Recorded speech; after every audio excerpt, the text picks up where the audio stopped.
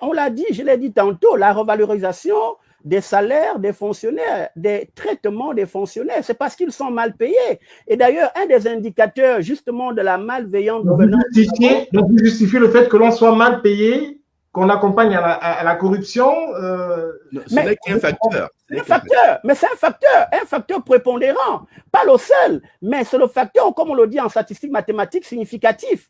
Ça, on peut même faire des équations mathématiques là-dessus. Vous verrez que le facteur des faibles salaires va pas mal sortir plus significatif que d'autres facteurs. Bien, évidemment, un autre facteur qui contribuerait à lutter contre cet état de choses, comme l'a dit le docteur Mangara, la police des polices au travers du BNI, ça va contribuer énormément. Parce que si on vous pogne, là c'est du français québécois, ça veut dire si on vous attrape dans un acte, dans un délit, dans la flagrance du délit de corruption, en train effectivement, au Gabon on appelle ça saluer le képi, en train de faire saluer le képi à un taximan ou à un commerçant honnête, ben vous êtes radié.